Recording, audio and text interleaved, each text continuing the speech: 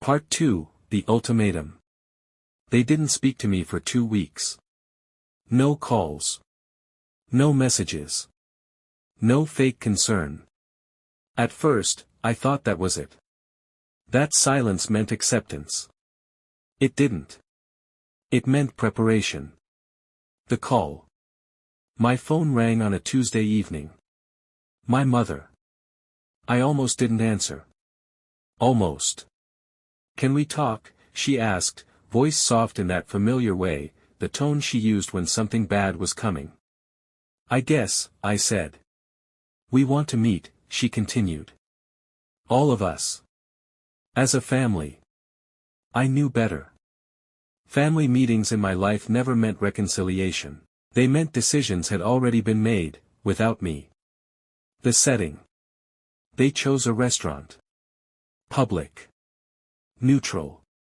Controlled. When I arrived, they were already seated. My parents. My sister. My brother. All facing me. Like a jury. We ordered food no one touched. My father cleared his throat. "We've discussed everything," he said. "And we've come to a conclusion." That word again. Conclusion. The demand. "You owe us," my mother said plainly. "No build-up this time. No sugarcoating. You wouldn't be where you are without us," she continued. "And it's time you repay that." I leaned back in my chair. "Repay how?" My sister slid a folder across the table. Inside were printed listings. Houses. Cars. Investment plans. "We're not asking for everything," he said. "Just what's fair." Fair. The word made my jaw tighten. They wanted a house for my parents. A monthly allowance. Capital for my sister's business idea. And my name as a guarantor on multiple loans. All wrapped up as family responsibility. The threat. "And if I say no?" I asked. My father didn't hesitate. "Then we cut you off," he said. "Completely." My mother nodded. "No more family. No holidays. No contact. You'll be on your own." There it was. The final card. Exile. They watched my face carefully, waiting for fear. For panic. For me to fold. Instead, something inside me went quiet. The moment everything shifted. I realized something terrifying and freeing at the same time. They weren't bluffing. But neither was I. I looked at each of them, really looked. At the people who had watched me struggle.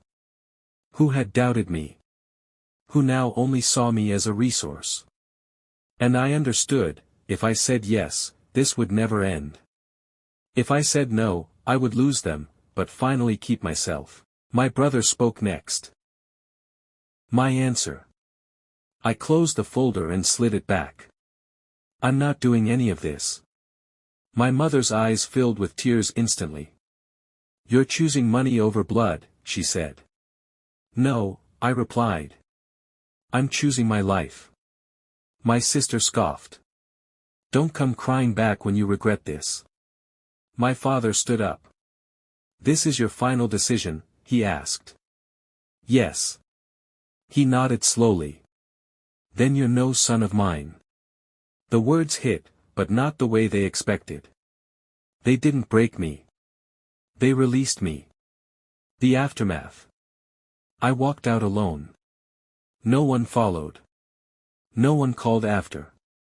The street was loud. Alive. Indifferent.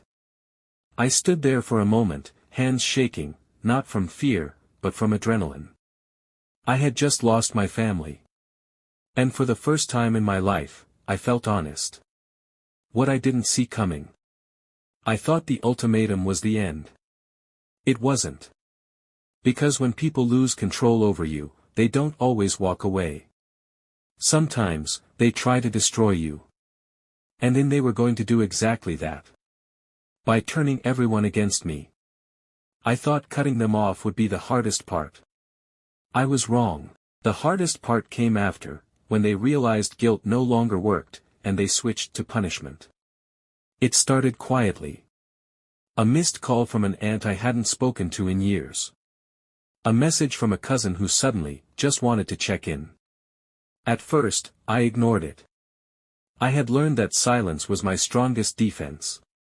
Then the rumors started. A former coworker texted me one night, "Hey, weird question, but are you okay financially?" I stared at the message, confused. "What do you mean?" I replied. He hesitated. "I heard you went bankrupt. That your company's being investigated."